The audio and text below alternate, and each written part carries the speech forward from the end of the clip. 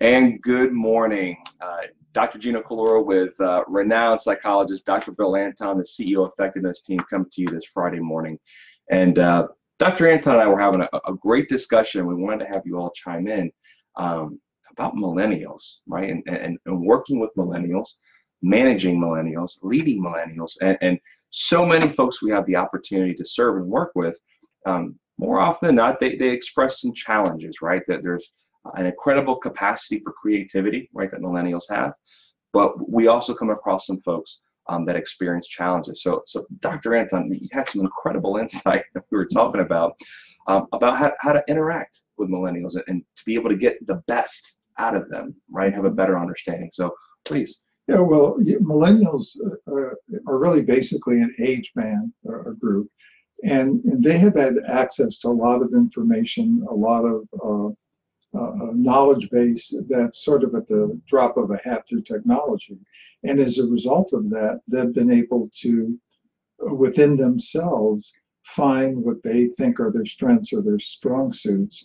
And they are able to sort of, I guess I would say, simulate adaptability. They're able to come up with answers or processes or ways of doing things that are really very unique and often are very creative and even impressive. One of the downsides of that for business is that business often tries to achieve things in a regulated, measurable way. Sure. And so the process might be, for millennials, the process might be a lot messier in terms of getting everyone to do everything in the same way.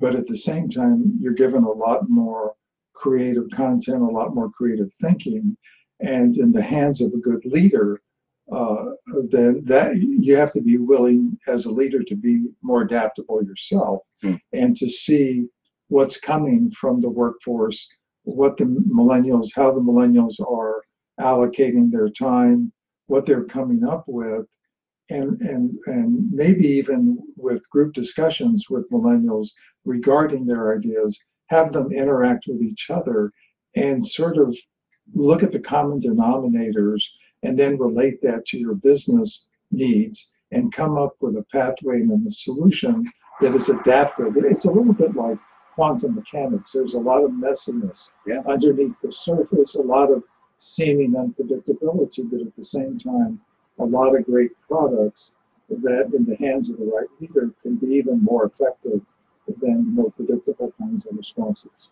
So it's interesting. I think one of the things we come across more often than not is, that they have this sense of entitlement, that they're entitled to certain things, but they didn't work for it. They didn't put in the sweat, the hours, the tears to build it, but yet they feel like they get to reap all of the reward from it. Where do you think that idea, that notion, where does that come from?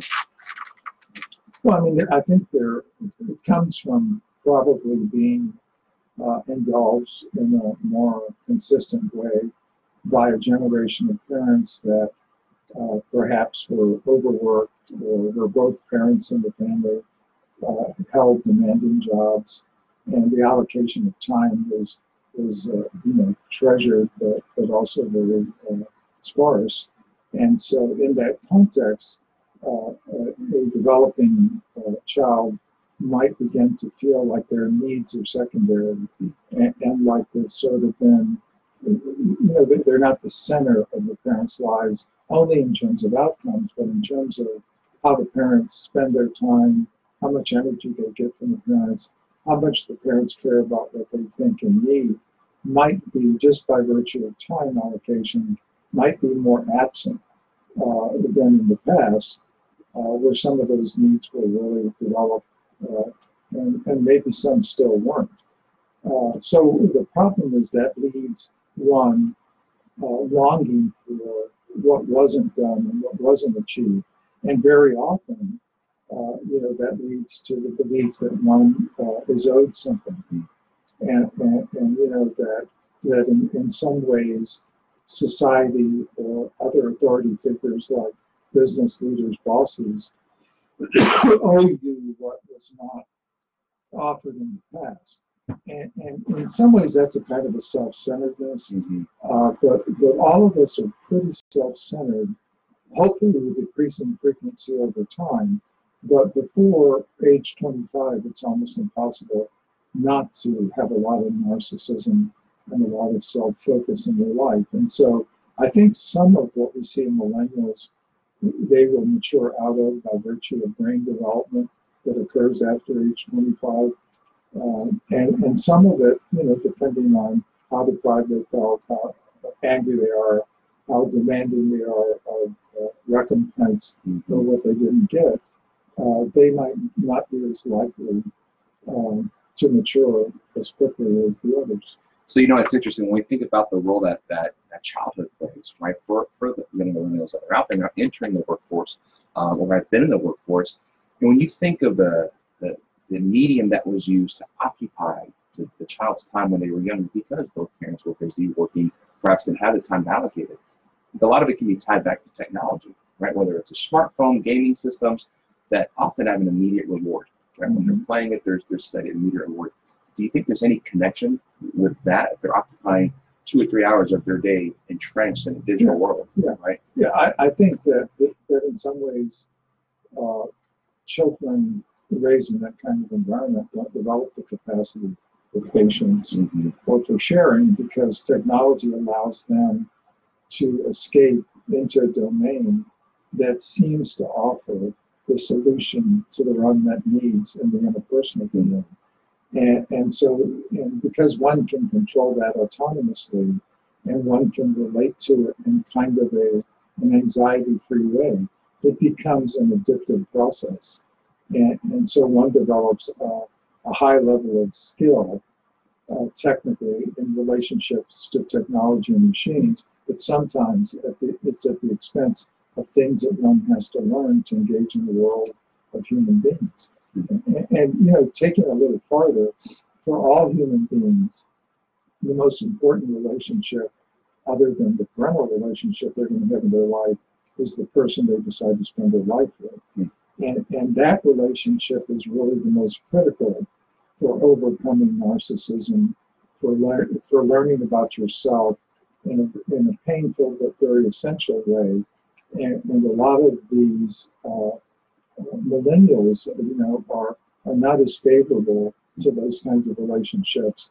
And so it remains to be seen how the disproportionate amount of attention given to technological gratification, how that's going to interact with how people of that generation are going to be able to enter into committed relationships, and whether they will derive the benefits of committed relationships, which essentially are the best vehicle in the world for repairing the damage of the past. And that isn't to say they had bad parents.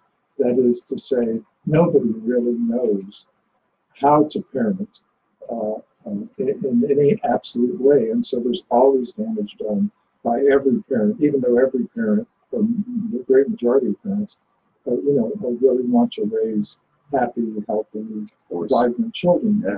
But they themselves don't have the understanding of how to do that, because I guess evolution hasn't given us an innate repertoire for doing that, and we have to learn it. And each generation, as a result, learns more. But those pieces get put together very slowly.